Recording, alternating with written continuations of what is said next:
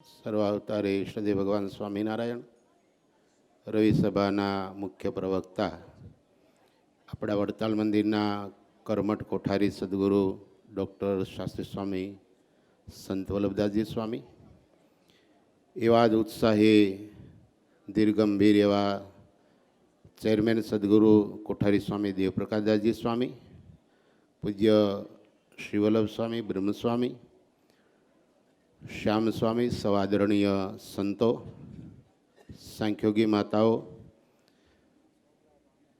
Police ડિપાર્ટમેન્ટમાંથી પધારેલા સૌ આદરણીય અધિકારીશ્રીઓ, સમાજના આગેવાન ભક્તો, સત્સંગના આગેવાન ભક્તો અને આ મહોત્સવના હાથ પગ જેને કહી શકીએ અને ખરેખર મહોત્સવને ચાર ચાંદ જેણે લગાવી છે એવા સ્વયંસેવક ભાઈઓ અને બહેનોને મારા વંદન સાથે જય સ્વામિનારાયણ. સાહેબ, એવા કેટલાય સ્વયંસેવકો હશે કે જે પાર્કિંગ વિભાગમાં હોય કે દૂર અન્ય જગ્યાએ હોય, 9 દાડા સુધી એ સભા મંડપ જોવા પણ નહીં આવ્યા હોય અને ખડે પગે પોતાના સ્થાનમાં રહીને સેવા આપી હશે. એ જ આપણા મહોત્સવની મોટી સફળતા છે વાલા ભક્તો. કારણ કે સ્વામિનારાયણ ભગવાનના સિદ્ધાંત પ્રમાણે અને ભગવાન સ્વામિનારાયણની આજ્ઞા પ્રમાણે સેવા મુક્તિ ગમ્યતાના સૂત્રને જીવનમાં આત્મસાત કરી આ હરિભક્તોએ બહુ સેવા કરી છે. આજે મારે લાંબુ પ્રવચન નથી આપવું.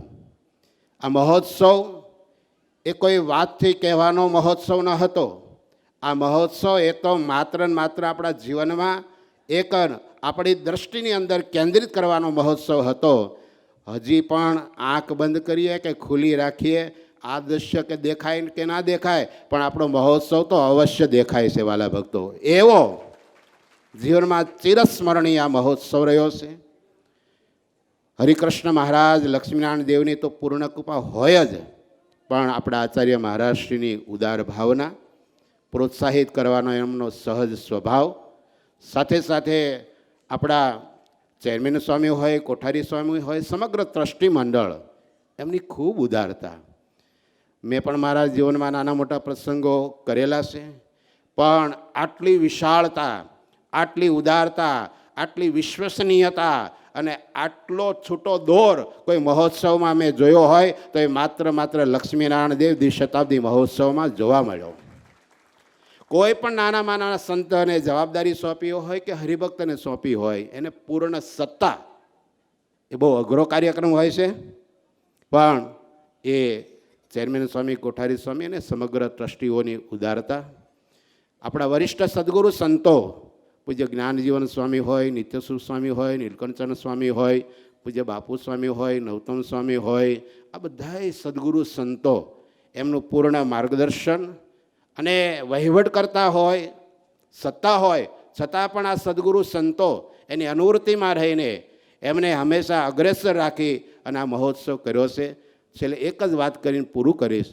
દ્વિશતાબ્દી મહોત્સવની ફલશ્રુતિ શું, એમ જો તમને કોઈ પૂછે અને તમે મને પૂછો તો એમ કહું કે જેમ મોદી સાહેબે કેવડિયા કોલોની અંદર સરદાર વલ્લભભાઈની પ્રતિમા પ્રસ્થાપિત કરી, એ શું બતાવે છે? શું બતાવે છે? સ્ટેચ્યુ ઓફ યુનિટી, એકતા. સ્વામિનારાયણ સંપ્રદાયને 200 વર્ષથી વધારે સમય થયો, પણ યુનિટી અંદર જો કોઈ ઉત્સવ થયો હોય, યુનિટી માટેનો કોઈ ઉત્સવ થયો હોય તો લક્ષ્મીનારાયણ દેવ દ્વિશતાબ્દી મહોત્સવનો ઉત્સવ થયો છે વાલા ભક્તો.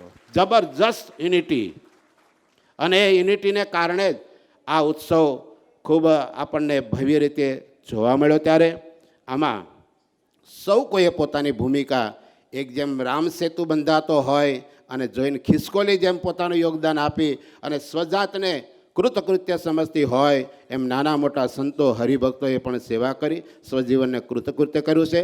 ત્યારે દુનિયાના કોઈ લોકો નોંધ લે કે ન લે, પણ અક્ષરધામમાં ભગવાન સ્વામિનારાયણ અવશ્ય તમારી નોંધ લેશે. અસ્તુ. જય સ્વામિનારાયણ.